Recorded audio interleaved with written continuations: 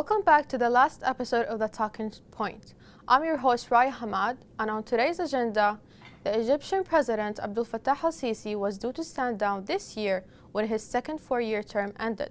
But amendments that were passed by Parliament in 2019 have lengthened his term to 6 years and allowed him to stand for one more. He was re-elected and now is empowered until 2030. The approved constitutional changes enhance the role of the military, political life, and increase the president's power. Sisi's supporters say changes are necessary, giving him more time to complete major development projects and economic reforms. His critics say they concentrate more power in the hand of a leader accused by rights groups of cracking down on freedoms. The former general became president in 2014 after a coup in a previous year. He was re-elected in 2018 with 97.8% of the vote. And if you're wondering about the 2.2% who didn't vote, they may rest in peace. In addition, many opposing candidates were jailed or pressured to stand down. To present this talking point from a fair perspective, let's meet our guests. Honestly, it's like little difference. Like the constitutional changes didn't make much of a difference in the day-to-day lives because there was already um, absolute power or power that was established for the regime. So making it legal or making like the branches of the government giving them more written legal control doesn't change the fact that on the ground still has changed. Like there isn't much of a difference, to be honest. Uh, Before, like some things were circumventing the laws, but they were enforced anyway. Afterwards, it became legal. Like still has changed. It didn't make much of it, especially the 2019 constitutional. If we talk about the 2014 one, yes, there was a change, but the 2019 one, no. little if any, like change. Well, no, certainly. If we talk about the 2019, as I told you, there isn't much change between before and after.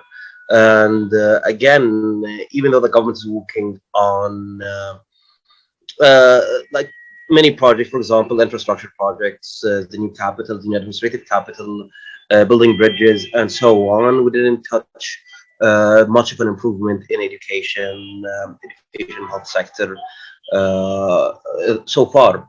I mean, for example, according to the IMF, we're doing well. But once you see in practice on the street, it's not.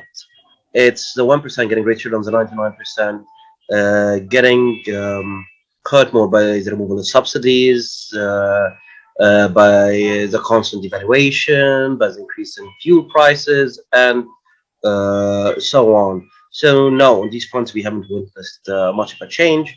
If you're looking globally at like GDP or so, like you'll say, oh, Egypt is improving, and it is improving according to some indicators. But again, the 1% is getting richer, and the 99% is getting poorer. So it's not a real indicator of the quality of life or improvement of the quality of life of those Egyptians.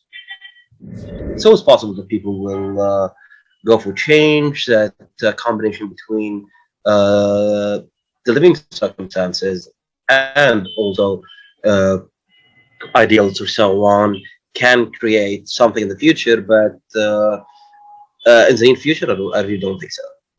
I think the power is well established.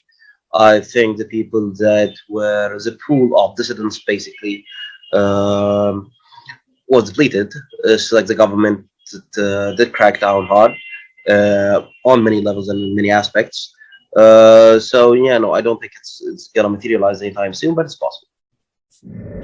Well, it's very unclear at the moment in which direction Egypt is going. Yeah, Egyptians are not satisfied by what's happening on the ground, but again, like there isn't as much dissent as there used to be. There are people who are for the current government. There are people who are against it, um, but there isn't this pull, this motivation to affect a change. So people are basically complacent now, and we don't know which direction the country is heading.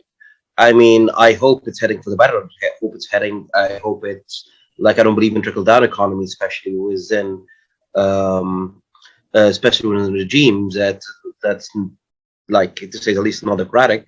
Um, but I hope that if Egypt improves, I mean, even if the 1% that amass more riches and so on, this will reflect them somehow on the rest of Egypt.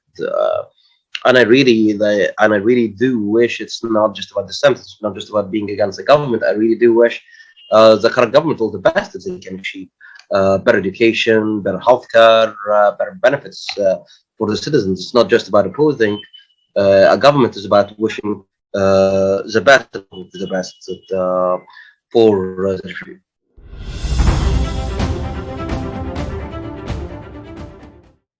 That was the end of our show.